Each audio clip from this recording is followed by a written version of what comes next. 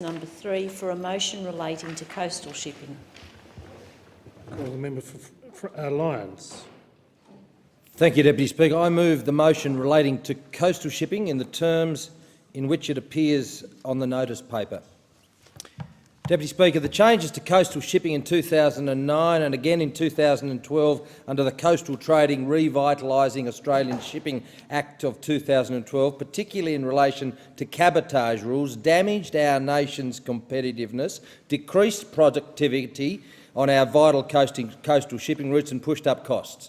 Higher costs have seen manufacturers in aluminium, cement and fuel refining have no choice but to use coastal shipping for their products and raw materials. And a number of these businesses have closed in recent years as a result of dramatically higher rates for coastal shipping.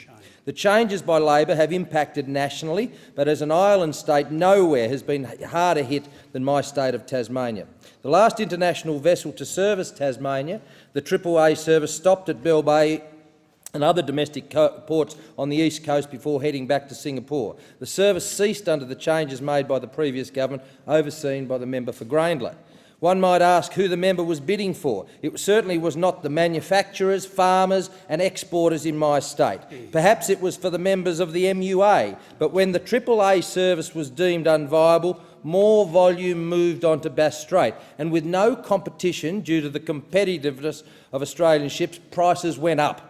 In fact, the number of major Australian registered ships with licences to move coastal freight fell from 30 in 2006-07 to just 13 by 2012-13, whilst the number of vessels has marginally risen since the period of the Australian Sea Freight Report 2012-13. Deadweight tonnage has plummeted by 64% over the last 2 years. The state government at the time responded, after ignoring the problem for 2 years, hoping it would go away, with a policy of going into competition, Deputy Speaker, with the private businesses plying Bass Strait. Great.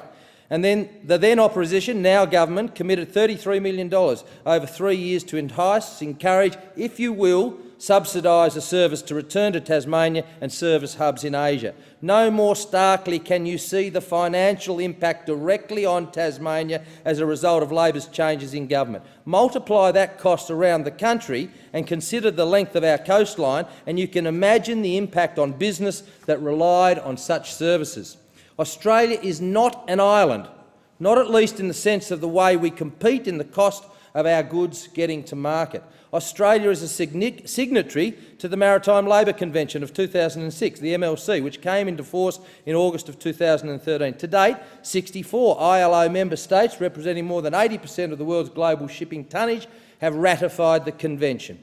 The MLC provides an international safety net of standards regulating seafarer employment relationships for the world's 1.5 million seafarers and creates a level playing field for ship owners and operators. And I know, Deputy Speaker, that they are enforced very strictly here in this country.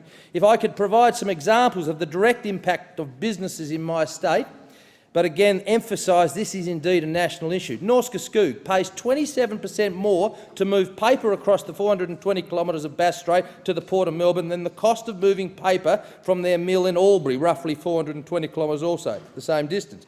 The demise of coastal shipping has reduced the routine services they depend upon to Adelaide, Perth and Brisbane. When you compare costs at New Norfolk to their operation in New Zealand, it gets worse. New Zealand to South Queensland is 30% higher. New Zealand to New South Wales is 10% higher. New Zealand to Western Australia is 10% higher, all with the Tasmanian Freight Equalisation Scheme taken into account. New Zealand into Asia, Deputy Speaker, compared to New Norfolk into Asia, 35% without the TFS and roughly 15 to 20% with the TFS. It's a disaster. Farm machinery manufacturer Mick Boyd from Longford, moving a cultivator from Rotterdam to Melbourne, $800, from Melbourne to Devonport, $1,600. Hanson Fruit in the electorate of Franklin, Hewan 12-kilogram carton to Sydney, including the TFS, $4.40, compared to an 18-kilogram box ex-New Zealand on international freight services for around $1. Wood machinery from Melbourne, $4,000 to Longford. The same piece up the Hume Highway would cost around $900. Deputy Speaker, this was a scathing report that the Productivity Commission gave, and the Commission found that as an island state, Tasmania was especially vulnerable to regulation and regulatory change that increased the cost of coastal shipping trade. Deputy Speaker, this was failed policy by the Labor time, and every Tasmanian senator and member, should support scrapping of the changes that were made in 2009-12. Thank you, Deputy Speaker. Before calling the member for Franklin,